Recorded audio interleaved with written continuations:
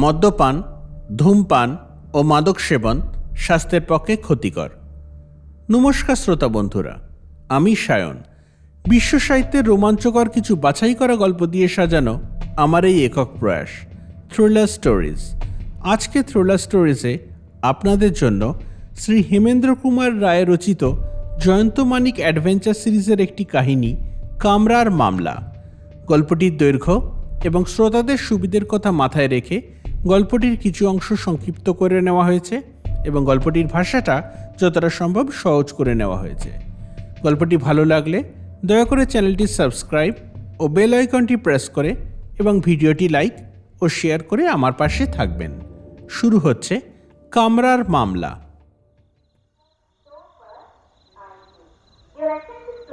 রাজা সাহেবের আমন্ত্রণে গিয়েছিলুম দেশীয় রাজ্য সেরাইকেল্লায়, সেখানকার চৈত্র পর্বে বিখ্যাত ছৌ নাচ দেখবার জন্য। জয়ন্ত এবং আমি, অর্থাৎ মানিক। সেরাইকেল্লা থেকে বন জঙ্গল এবং পাহাড়ের আশপাশ দিয়ে একটি পথ সর্পিল গতিতে এসে পৌঁছেছে সিনি জাংশন স্টেশনে। সেখান থেকে ধরলুম কলকাতার ট্রেন। তখন সন্ধে উতরে গিয়েছে। সেকেন্ড ক্লাস কামরায় দুখানা আসন রিজার্ভ করাই ছিল। উপরকার বাঙ্কে একজন অ্যাংলো ইন্ডিয়ান ছাড়া আর কেউ ছিল না। লোকটার গায়ের রং আমাদের চেয়ে কালো হলে কি হবে? আমাদের পোশাক দেখে বোধহয় তার কোট প্যান্টালুনের আভিজাত্যে আঘাত লাগলো, কারণ আমরা কামরায় প্রবেশ করতেই সে মুখে একটা বিরক্তির ভাব ফুটিয়ে অন্যদিকে ফিরে শুয়ে পড়ল। নিচেকার আসনের একটা কোণ অধিকার করে বসেছিলেন একটি হৃষ্টপুষ্ট ভদ্রলোক। ঠোঁটের উপরে তার চার্লি চ্যাপলিন গোঁফ। সাজ পোশাক দেখলে তাকেও ফিরিঙ্গি বলে মনে হয়। তার পাশেই উপবিষ্ট ছিল একটা কালো মিশমিশে রোমশ কুকুর। তিনি আদর করে তার গায়ে হাত বুলিয়ে দিচ্ছিলেন। কুকুরটার দিকে আমি কৌতূহলী দৃষ্টি নিক্ষেপ করছি দেখে লোকটির মুখে ঈষৎ হাসির রেখা ফুটে উঠল। আমি ইংরেজিতে জিজ্ঞেস করলুম, ওটা কোন জাতের কুকুর? এটা চীন দেশের চৌচৌ কুকুর। ভারতে বড় একটা দেখা যায় না। তার মুখে পরিষ্কার বাংলা শুনে বুঝলাম তিনি ফিরিঙ্গি নন। গাড়ি তখন ছাড়ে অন্তদন্তের মতো কামরায় এসে উঠলেন আরেক ভদ্রলোক। তাঁর বয়স 50-এর ওপরে, আকারে মাঝারি, মাথায় অযত্ন বিন্যস্ত কাঁচা পাকা চুল, চোখে পুরু কাঁচের চশমা, পরনে ধুতি আর পিরান, এক হাতে একটা ছোট্ট ব্যাগ আর আরেক হাতে একটা মোটা বই। চেহারা ও হাবভাব খুব গম্ভীর। ভদ্রলোক এসেই কুকুরের মালিকের পাশে গিয়ে বসে পড়লেন এবং তারপর অন্য কোনো দিকে না তাকিয়েই হাতের বইখানায় খান কয়েক পাতা উল্টে দৃষ্টি নিবদ্ধ করলেন। লোকটা নিশ্চয়ই গ্রন্থকীট।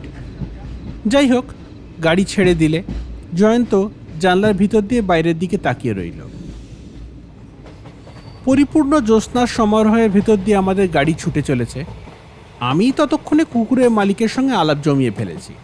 তার নাম ইন্দুলাল সিংহ, জাতে বিহারি এবং বিহারের আরও অনেকের মতো তিনিও পরিষ্কার বাংলায় কথাবার্তা বলতে পারেন। কলকাতার একটি বিখ্যাত প্রতিষ্ঠানের তিনি কর্মকর্তা। কার্যসূত্রে তিনি আদ্রায় গিয়েছিলেন এবং সেখান থেকে কলকাতার ট্রেন ধরেছেন। তিনিও ছৌ নাচ দেখেছেন শুনে তাই নিয়ে তার সঙ্গে খানিকক্ষণ আলোচনা হলো। আমার মতো ইন্দুবাবুরও ছৌ নাচ খুব ভালো লেগেছে। ইতিমধ্যে ট্রেন এসে থামলো টাটানগর স্টেশনে। উপরের বাঁক ছেড়ে নেমে পড়ে ফিরিঙ্গিটা কামরা থেকে তাড়াতাড়ি বেরিয়ে গেল। তার সঙ্গে কোনো মোটমাট নেই, বোধহয় সে রেলেই কাজ করে। ইন্দুবাবু জানলা দিয়ে মুখ বাড়িয়ে বললেন, বাইরে যেন কিসের গোলমাল শোনা যাচ্ছে না? জয়ন্ত বললে, হ্যাঁ, একবার দেখে আসি। সে গাড়ি থেকে নেমে গেল। গ্রন্থকীর ভদ্রলোক নিজের কেতাব নিয়েই মেতে রইলেন। দুনিয়ার সব গোলমাল যেন ওনার কাছে একেবারেই তুচ্ছ। বইখানার চকচকে মলাটের উপরে ইংরেজিতে লেখা রয়েছে ওয়ার্কস অফ উইলিয়াম শেক্সপিয়ার। মাঝে মাঝে আমার মনে জাগে একটা অদ্ভুত প্রশ্ন, জয়ন্ত কি চুম্বকের মতো অপরাধীকে আকর্ষণ করে? জয়ন্ত কিন্তু পেশাদার পুলিশ নয়, শখের গোয়েন্দা মাত্র। তবু প্রায় দেখেছি তার উপস্থিতির সঙ্গে সঙ্গেই অপরাধ বা অপরাধীর সন্ধান পাওয়া যায়। কোনো অপরাধীর সন্ধানে কিন্তু আমরা এদিকে আসিনি। হালকা মনে এসেছিলাম বেড়াতে আর নাচ দেখতে, কিন্তু এখানেও পাওয়া গেল এক নিষ্ঠুর অপরাধের রক্তাক্ত নমুনা। জয়ন্ত গাড়ি থেকে নেমে যাওয়ার পর আমিও জানলা পথে মাথা গলিয়ে দেখলুম স্টেশনে এক বৃহৎ জনতা শশব্যস্ত হয়ে এদিক ওদিক ছোটাছুটি ও চেঁচামেচি করছে। প্রত্যেক লোকের মুখের ভাব রীতিমতো সন্ত্রস্ত। জনতার মধ্যে রয়েছে রেল পুলিশেরও অনেক লোক। একজন লোককে ডেকে জিজ্ঞাসা করলাম, ব্যাপার কি মশাই? লোকটা দ্রুত পদে চলে যেতে যেতে বলল, আরে মশাই, খুন হয়েছে, খুন। কথাটা গ্রন্থকিট ভদ্রলোকের কানেও গেল। তিনি চমকে উঠে বই থেকে মুখ তুলে বললেন, সে কি? কে খুন করলে? কাকে খুন করলে? ইন্দুবাবু চৌচৌয়ের মাথা চাপড়াতে চাপড়াতে বললেন, ও প্রশ্নের জবাব দেওয়ার লোক এখানে নেই দাদা। ভদ্রলোক বইখানা আবার মুখের সামনে তুলে ধরলেন। খানিক পরে জয়ন্ত আবার ফিরে এলো। তার মুখে যা শুনলুম তা হচ্ছে এই: মারা পড়েছেন বুলচান্দানি নামে এক সিন্ধি ভদ্রলোক। তিনি কলকাতার একজন নামজাদার রত্ন ব্যবসায়ী। ব্যবসা সূত্রে চক্রধরপুরে এসে ফিরে যাচ্ছিলেন কলকাতায়। তার অনুচর ছিল তৃতীয় শ্রেণীর কামরায়। সে টাটানগরে এসে প্রথম শ্রেণীর কামরায় আবিষ্কার করেছে তার মনিবের মৃতদেহ। রক্তে কামরা ভেসে যাচ্ছে এবং বুলচান্দানির বুকে বিদ্ধ হয়ে রয়েছে একখানা ছোরা। কামরায় আর কেউ নেই। অনুচর বলে তার মনিবের সঙ্গে ছিল কয়েকখানা হিরে, মানিব্যাগ আর হাতঘড়ি। হিরে আর ঘড়ি অদৃশ্য। মানিব্যাগটা পড়ে রয়েছে, কিন্তু তার ভিতরটা শূন্য। একজন যাত্রী দেখেছে, ট্রেন যখন ধীরে ধীরে সিনি জাংশন স্টেশনে প্রবেশ করছিল তখন একজন লোক একটা কামরা থেকে নেমে পড়ে তাড়াতাড়ি গিয়ে উঠেছিল এই গাড়িরই আরেকটা কামরায়। রেল পুলিশের লোক এখন প্রত্যেক কামরায় সেই লোকটাকে সন্ধান করছে। মিনিট 3 পরেই আমাদের কামরার সামনে এসে দাঁড়ালো কয়েকজন পুলিশের লোক। একজন ইন্সপেক্টর ভেতরে ঢুকে বললেন, এই যে আপনাদের টিকিটটা দেখি। আমরা টিকিট দেখালুম। টিকিট দেখে ইন্সপেক্টরের মুখ গম্ভীর হয়ে উঠল। সে হুকুম দিলে কামরার ভিতরে খানা তল্লাশি চালাবার জন্যে। পুলিশের লোকজনরা প্রথমে আমাদের মালপত্র, তারপর প্রত্যেকের জামা কাপড় হাতড়ে হাতড়ে দেখতে লাগলো। তারপর আচম্বিতে আমাদের চমকিত দৃষ্টির সামনে সে গ্রন্থকিটের পকেটের ভিতর থেকে বেরিয়ে পড়ল একখানা রক্তমাখা রুমালে জড়ানো একটা রিস্ট ওয়াচ। ইন্সপেক্টর কঠোর দৃষ্টিতে জিজ্ঞাসা করলে, আপনার পকেটে ঘড়ি কেন? ভদ্রলোক প্রথমটা স্তম্ভিতের মতো হয়ে গেলেন। তিনি যেন নিজের চোখেই বিশ্বাস করতে পারছিলেন না। ইন্সপেক্টর বললে, ন্যাকামি রাখুন, জবাব দিন, এই ঘড়ি আপনার পকেটে এলো কি করে? ভদ্রলোক হতভম্বের মতো মাথা চুলকাতে চুলকাতে ক্ষীণ স্বরে বললেন, আমি জানি না তো। বটে, জানেন না? আপনার রুমালে রক্ত কেন? এই রুমাল আমার নয়। বাবা, চমৎকার সাবাই। আপনার নাম কি? গৌরীচরণ ঘোষাল। কোথায় থাকেন? খড়গপুরে। কি করেন? স্কুল মাস্টারি। এখানে কেন? সেরাইকালায় আমার জামাইয়ের বাড়ি। মেয়ের অসুখ শুনে দেখতে গিয়েছিলাম। তারপর যাওয়ার সময় রোজগার করে ফিরে যাচ্ছেন, তাই তো? এখন হিরেগুলো কোথায় লুকিয়ে রেখেছেন বলুন দেখি। মশাই, আপনার কথা আমি কিছুই বুঝতে পারছি না। চপরাও, বদমাইশ কোথাকার। পুলিশের কাছে এই সমস্ত ধড়িবাজি খাটবে না। এই সেপাই, আসামির হাতে হাতকড়ি দিয়ে ফাঁড়িতে নিয়ে চল। ভয়, লজ্জায়, অপমানে গৌরীবাবু কেঁদে ফেললেন। কিন্তু পুলিশের কাছে চোখের জল ব্যর্থ। তাকে পাহারাওয়ালাদের সঙ্গেই চলে যেতে হলো। আরও বেশ খানিকক্ষণ পরে ট্রেন আবার চলতে শুরু করলো। এই অপ্রত্যাশিত দুর্ঘটনায় আমরা কিছুক্ষণ স্তব্ধ হয়ে বসে রইলাম। তারপর ইন্দুবাবু বলে উঠলেন, এ যেন অবিশ্বাস্য ব্যাপার। লোকটার বাইরের পরিচয় নিরীহ স্কুল মাস্টার, আর তার পকেটেই পাওয়া গেল বামাল। মানুষ চেনা কি কঠিন। জয়ন্ত এতক্ষণ গুম হয়ে বসে এক মনে কি যেন চিন্তা করছিল। ইন্দুবাবুর কথা শুনে মুখ তুলে একটু হাসল। আমি বললুম, সত্যি কথা বলেছেন মশাই। গৌরীবাবুর ভিতর থেকে হত্যাকারীর চেহারা আবিষ্কার করা অসম্ভব বলাও চলে। জয়ন্ত বললে, না মানিক, অসম্ভব নয়। আকৃতির ওপরে প্রকৃতি নির্ভর করে না। সুন্দর দেহও বাস করতে পারে অসুন্দর মন। এই ধরো, এই গাড়িতে আছি আমরা 3 জন, তুমি, আমি আর ইন্দুবাবু। আমাদের দেহ সবাই দেখছে, কিন্তু আমাদের মন কেউ দেখতে পাচ্ছে না। অথচ মনই হচ্ছে ক্রীড়ার কর্তা। দেহ তো একটা উপলক্ষ মাত্র। তোমার বা আমার বা ইন্দুবাবুর মন কি করতে পারে বাইরে থেকে সেটা জানবার কিন্তু কোনো উপায় নেই। ইন্দুবাবু হাসতে হাসতে বললেন, না মশাই, খানকয় হীরের লোভে আমার মন কোনোদিনই নরহত্যা করতে চাইবে না। তবে আপনি যা বললেন তা যুক্তিসঙ্গত বটে। মন হচ্ছে রহস্যময়।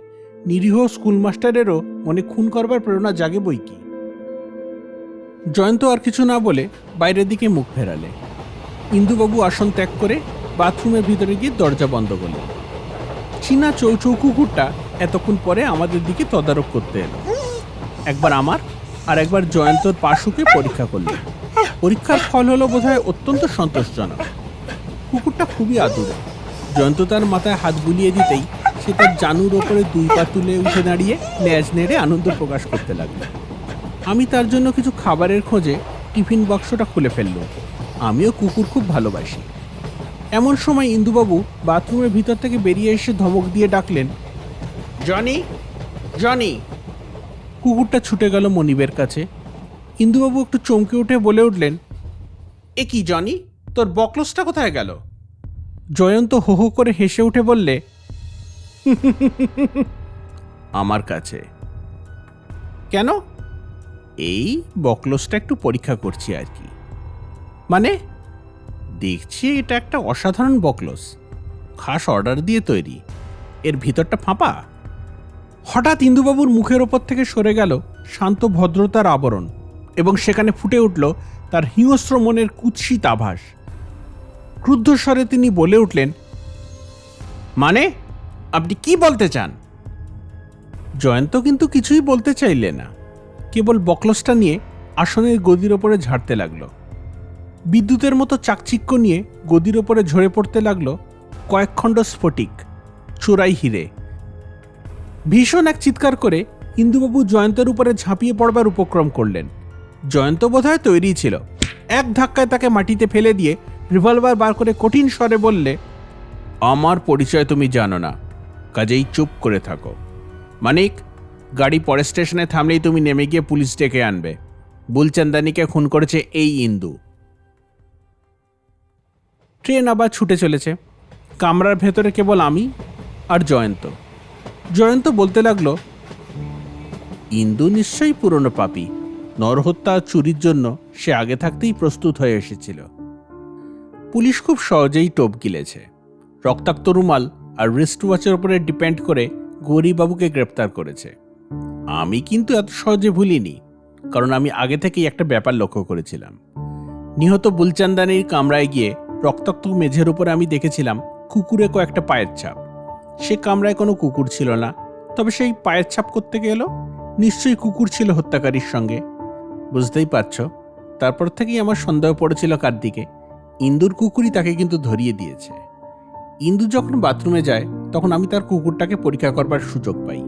স্পষ্ট দেখলাম তার থাবায় রয়েছে রক্তের দাগ।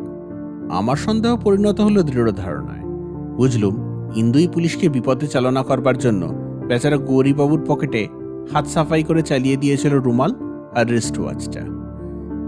কিন্তু আসল চোরাই মাল গেল কোথায়? পুলিশের খান্না তল্লাশির ফলে ইন্দুর কাছ থেকে কিন্তু কিছুই পাওয়া যায়নি। আর চোরাই মাল না পেলে ইন্দুর বিরুদ্ধে তো কোনো মামলাই রুজু করা চলবে না। তখন আমার লক্ষ্য পড়ল কুকুরটার বকলসের উপরে।